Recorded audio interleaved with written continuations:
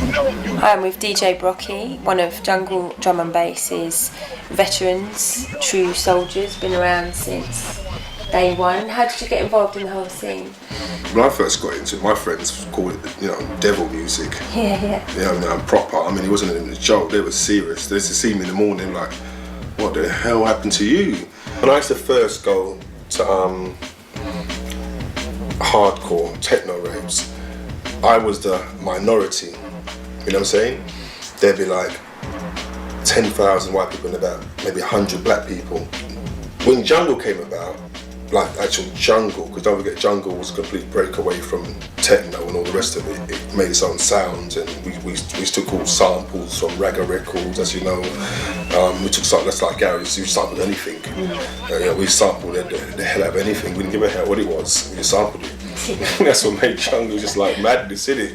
But every sample was a tune that someone could relate to, and that's what got them into it. They were like, oh, I know that tune, that sounds like Phil Collins to me. Whatever, really. They'd be in there like, whoa, little face bar, the same with the ragga guy. Be like, I know that ragga tune, and boom, boom, like, I can feel that. But it was always mixed. And that was the whole point of it. It's never been the scene aimed at one colour specifically. No, it was never that. You know what I'm saying? Yeah. Cool FM, as far as I'm concerned, played a major part to the rave scene that kept the rave scene thriving for years up to this day. Everyone that's always been behind it loves the music and loves Cool FM. Brockie and Det, me and Det, was the only combination team back in them days. My mum's house and Det's mum's house is opposite each other. So I've known Det for years. And he's always saying to me, you should let me come to the radio station. I was like, shut up, man, you're not ready for that, you know what I mean? And he's like, no, you should let me come. I really kill it, I'm good, man, I'm really good. So I said to him, all right, then come. And then when we first brought him up there, he just sat down, he didn't say a word. He was like that, quiet.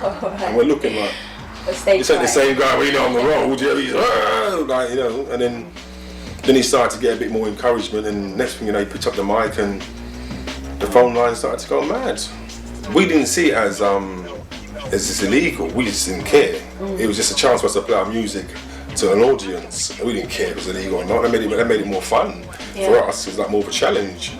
Did you ever lose any bits and pieces? Oh yeah, we got raided once or twice, but Cool FM's professional. Yeah. You know what I mean? There's no swearing, there's nothing to do with politics on there. It's just we just play music.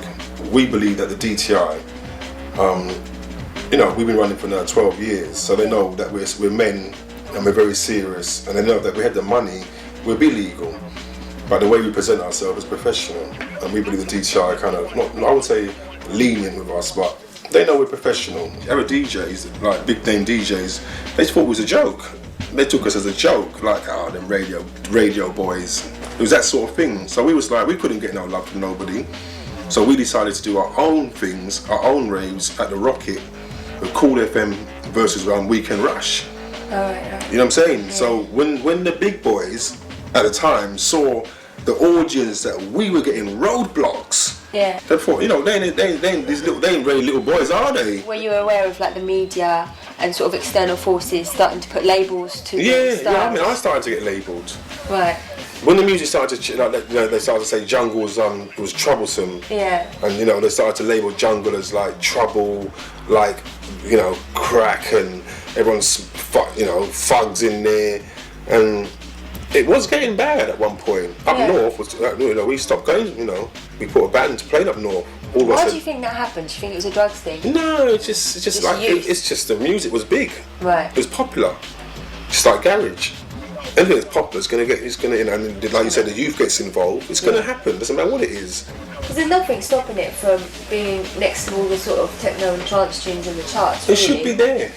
No matter what. Yeah. For our production's up there like anybody else's. Why do you think it hasn't been like that? Do you think there's too many people who in the scene who aren't professional, don't know how to do it, or do you think there's more an attitude of we don't want to sell out because we've always been the underdogs of music? I think it's a bit of both. There is I don't want to sell out thing, but I think that's just nonsense, really. Me personally, that don't make sense to me. You know what I mean? As you know, if you make a record, if I make a record or you make a record today, and 1 million people buy it, What, I sold out? No, man, I'm bloody done well. There's always been an underground scene, because it's cutting edge music. So you can have live bands and MTV and everything and still have underground. So there's no selling out. We need to be up there in the top 10 in the charts. Why not? It's good music. We got, it's a multi-million-pound industry. So it should be taken more serious. Think about the whole transferring files to each other's face. Yeah, there's no love no more. There's no connection. There's no more like, you'll have a tune, I'm coming to your house. You know what I'm saying? That anymore. There's no more. I'm ringing you up. I'm saying, yeah, so what's happening? I'm coming to your house, and they're like, yeah, alright, come. I'll come round, we'll sit down, have a chat, I got the tune. You know what I mean? You'll be playing the tune, like, yeah, what do you think about it, bro? I'm like, yeah, it's wicked. You know what I mean? There's no more of that. You just aim it to me, blam, 3 minutes, it's mine, bye.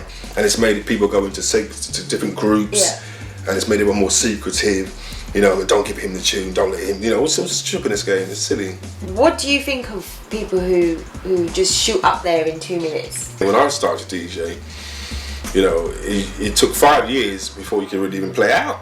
You had to do 5 years radio first. You made four wicked records, and like really good tunes, good quality, banging, and you give it to the right person in the scene, and he marketed them records properly.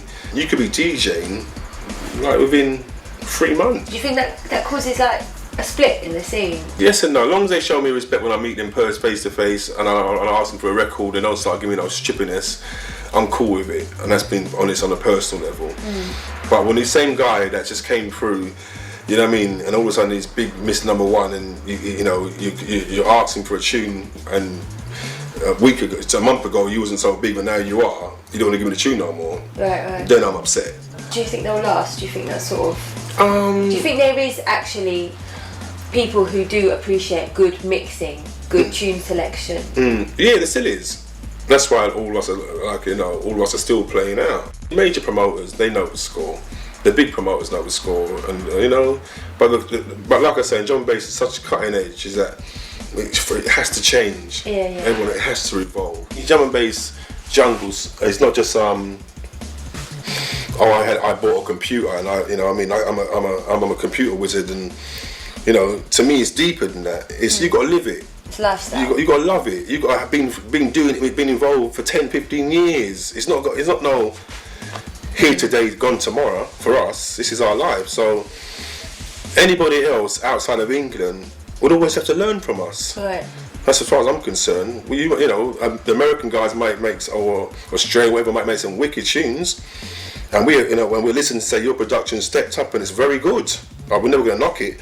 But as far as I'm concerned, they still have to learn from us. We're the foundation. Yeah. Simple as that. Yeah. You know what I mean? Okay. Our tunes are made from the heart.